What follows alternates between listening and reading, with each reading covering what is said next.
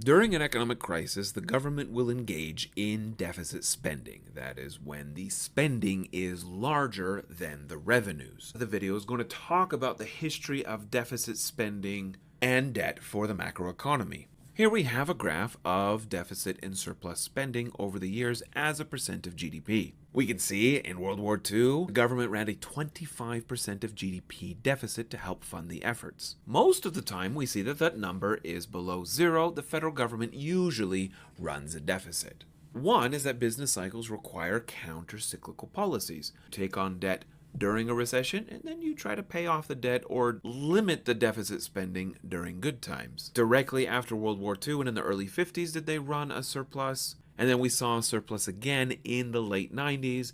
That was stopped because of the recession in 2001 and the W. Bush era tax cuts. And more recently, the Great Financial Crisis and the COVID recessions temporarily increase the deficit quite dramatically. Wars can lead to large expenditures, and what we're also worried about over the next generation is an aging population requires expanding social insurance and increasing relative size of the economy. So why do we even have debt? Why do we have government debt? Why not just raise enough taxes every year to pay for what we spend for? Well, the first is that there's a timing mismatch, especially when we're talking about infrastructure spending. You build a bridge, you build a building like a school or a hospital, and future generations are going to use that. Using a hospital bond or a treasury bond will have future generations contribute for the use that they will have.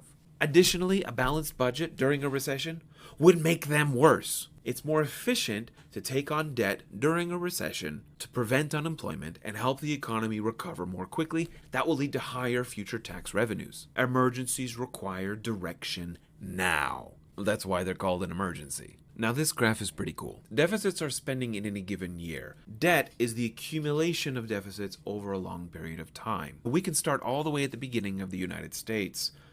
During times of conflict, we've seen higher levels of debt than before. All of this is as a share of GDP. During the Revolutionary War, the debt was around 25% of the young country's economy. And then during the Civil War, debt was taken out again. Eventually, World War II led to high levels of debt. And then during the Great Depression in the 1930s, we saw the New Deal increase the deficit during peace times. The argument goes, if we can take out debt to build bullets and kill people, perhaps we should take out debt to help alleviate suffering during an economic crisis. The amount of debt that was increased during the New Deal was large by historical standards, but became nothing compared to the debt that was raised during World War II.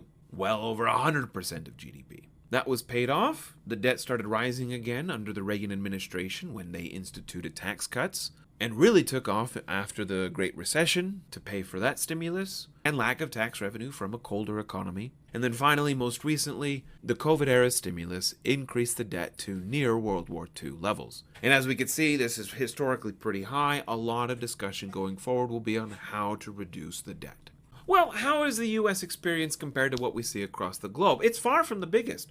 Japan's debt to GDP ratio is 257%. Now, all these numbers here are post-COVID. All the governments across the globe took out debt during this global pandemic. Sudan has recently experienced a lot of wars, explaining that Greece and Italy were really harmed 10 years ago during the Great Financial Crisis. The USA comes in at 133% by this measure. Canada's at 110%.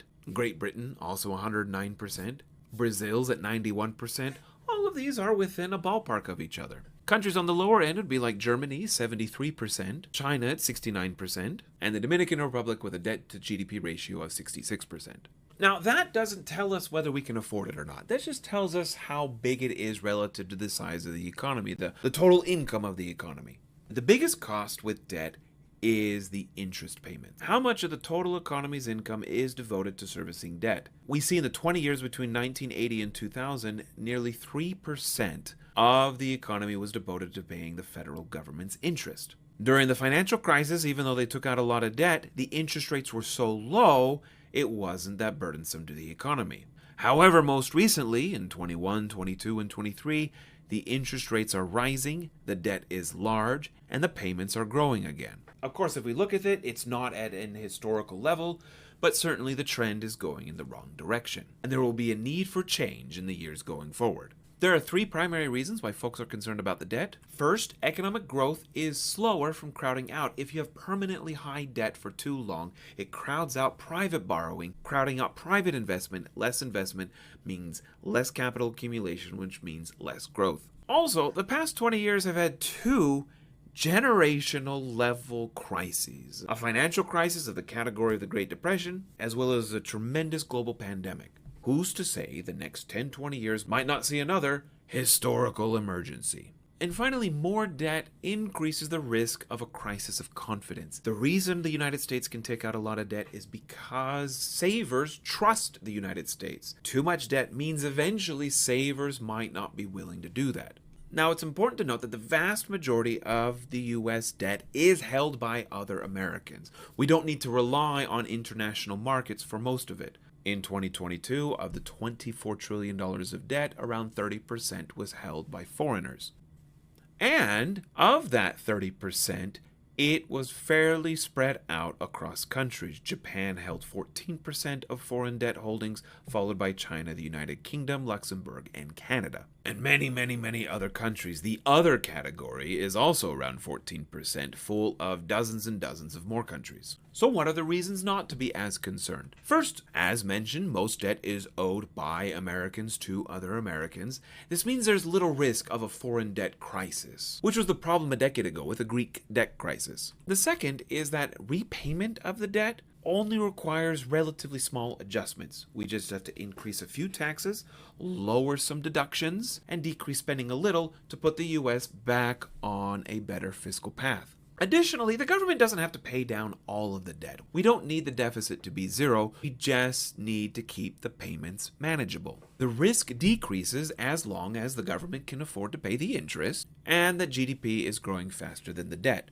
A lot of hope for this with the growth of AI and other improvements in technology, increasing productivity, leading towards larger economic growth. Additionally, more population growth, say through immigration, will lower the deficit long term through increased GDP growth and increased tax revenues. Finally, appropriate fiscal policy keeps in mind the counter-cyclical timing. Pay off debt when times are good. Take on new debt when the times are bad.